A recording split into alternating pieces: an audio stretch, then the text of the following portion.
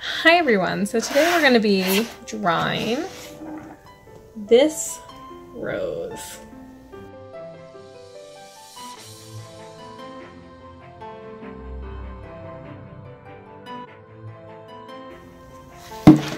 So some of the feedback I've gotten is that it's kind of hard to find art supplies right now. I know Amazon sold out, a lot of art stores, it might take a while to ship right now. So I wanted to do something where you guys probably have some of the supplies in your own house already. So you're going to need a pencil, markers. If you don't have markers, you can just draw with a pencil or a pen or whatever you have. For pens, I recommend Micron. These are awesome. And I would recommend Prismacolor for markers. These are really the best of the best. But if you can't get those, and as you'll see in the tutorial, I use Sharpie, some random marker I have, and this guy, I don't even know where he came from, and it's really hard to use. So, most important is that you guys have fun. If you guys don't have the right colors, draw a purple rose, draw a pink rose, draw a blue rose, it doesn't really matter. Okay, so you're going to start off with a blank piece of paper. I'm going to be using a Micron pen, but I recommend that you guys start with a pencil. And the first thing you're going to draw is a swirl. This will be the center of your rose.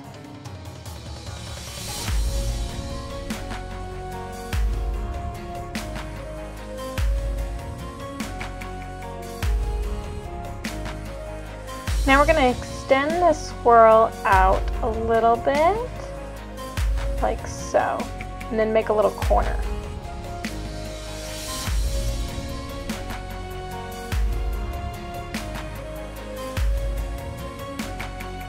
Like so. Then we're going to want to come in at a slight angle.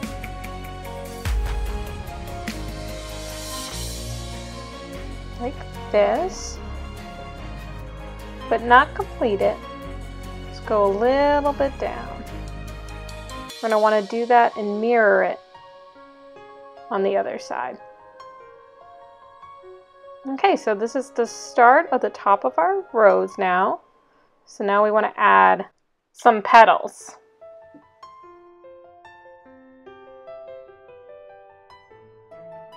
So we're going to start on this side right here. We're going to go a little bit of a curvature. We're going to go up and around, almost like a teardrop shape. And you want to make it not a perfect teardrop, that makes it look a little more organic. We're going to close that there.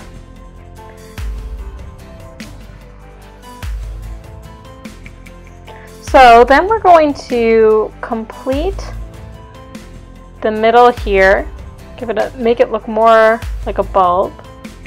We're going to make another petal right behind it.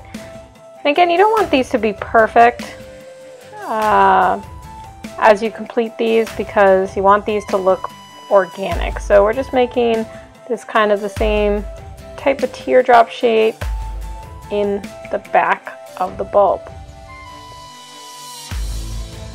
So we're also going to have to add some more petals, so I'm adding one right now in the back here, and this is almost kind of like a boxy shape but with rounded edges. And then we're going to add one here, again a very similar shape. So we're starting to see the shape of these. So I'm doing another kind of tear drop shape there to keep it all even.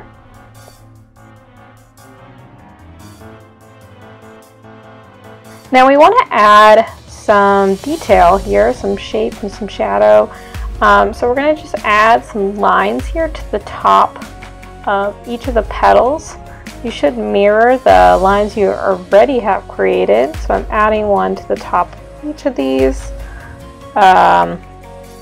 Again, just making mirroring the lines you already created.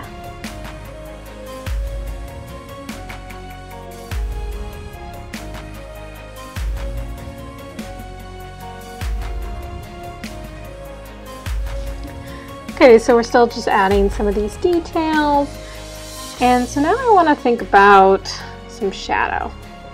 So we want to think about where exactly the flower is having some shadow and where the light is going. So anywhere the flower petals interact with each other, I want to think about where I can add some shadow. So here, for example, would be a good place to add some shadow. And I'm just doing that by adding really small lines, as you can see. This just creates a sense of depth to the flower petals themselves.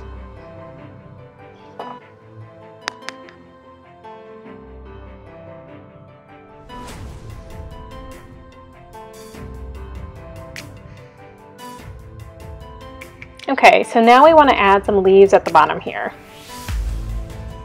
So again, thinking about that shape, almost like a sharp triangle. We're going to put a line in the middle because it's a leaf. And again, if you don't make them perfect, it makes it look a little bit more organic. So we're going to start the stem. We're going to put that all the way down here. I'm just going to mirror that twice and then connect it at the very bottom, like so.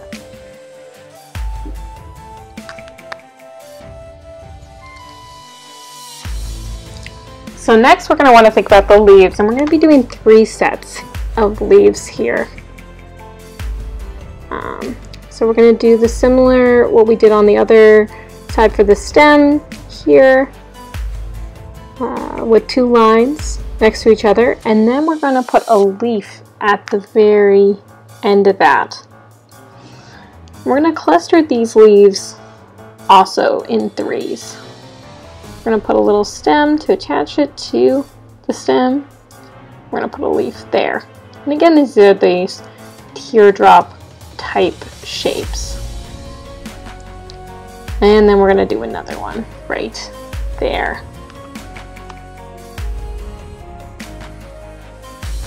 Okay, so I'm going to put this set of leaves right below the other one.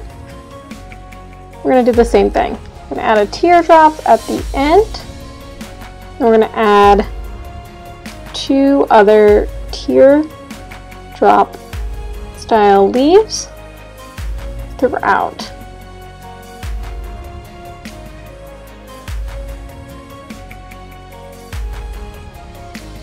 Like so. Okay, and then we're going to add the 3rd one. So that's going to be above the original one we made. Again, teardrop at the end. I'm going to be adding another teardrop here and another teardrop here.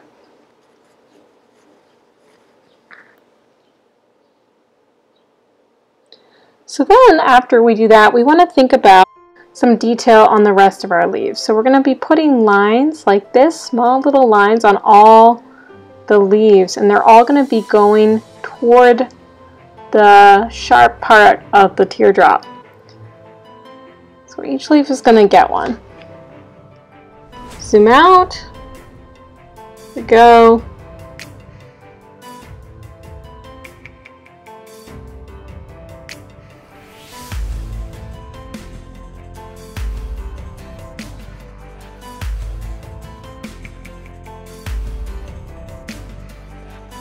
Again, don't worry if you make a mistake, it's okay.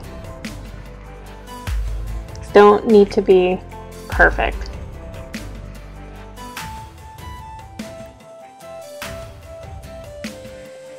Okay, and so now you're at the point that if you've done this in pencil, I would do this over in black marker. We're going to start coloring. So this is that marker I was talking about, which is kind of difficult. Doesn't really have a fine tip, but it is red.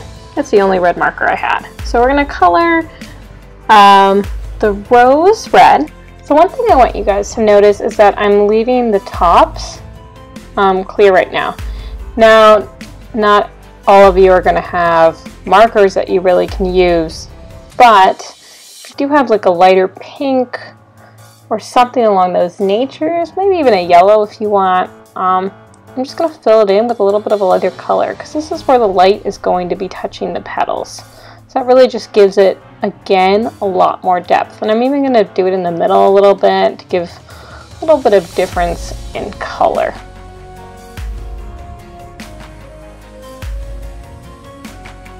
Okay, so just finished filling that in. So now I'm going to keep using this red marker. Like I said before, it's very difficult to color with. But I'm going to be filling in the rest of the red part of this rose. Use whatever color you have, or whatever color you want. Be creative. Just filling this in.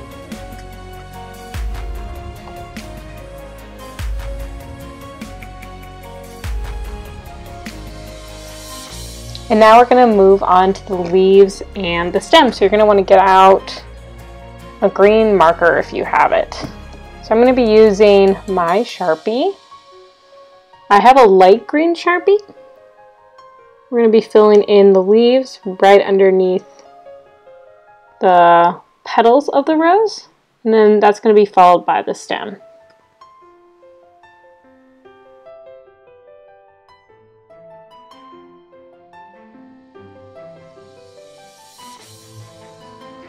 And then we're going to get started on some of these leaves here.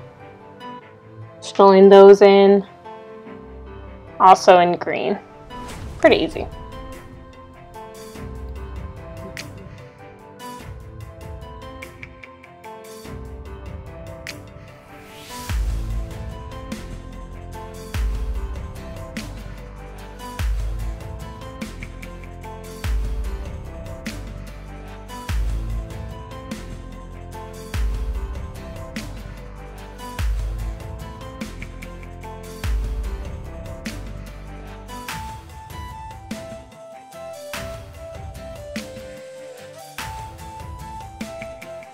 So I'm going to take out my dark green now, which I have, and I'm going to just be adding some shadow to some of the leaves here. So I'm redoing some of those lines I had originally made, and you could do the same. Just adding some more depth here, some more detail.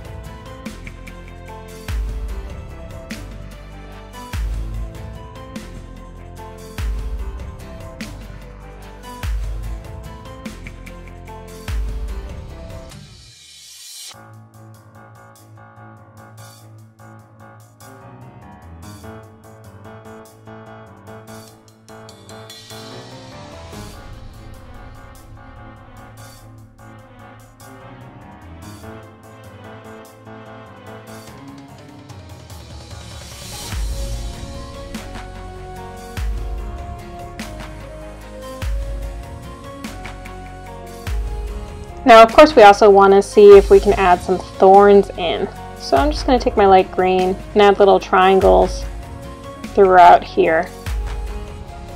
And I'm going to want to get my black marker out again. I'm just going to outline these forms here. So something you might also not know is that green and red are complementary colors on the color wheel. Something you can do is you can add some green where we'd originally put some of that shadow depth, and that will actually make it darker, and it will also make it look a little more cohesive because you're spreading the colors throughout the piece. So we're going to do that here, and then we're going to add some red to the stem a little bit. And again, like I said, my marker's like pretty thick, so not too sure how this is gonna turn out, but so we're gonna add some here.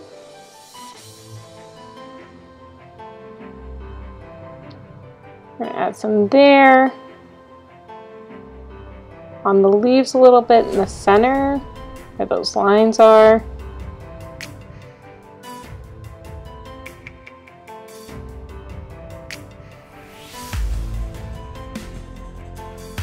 maybe some on the Thorns for good measure.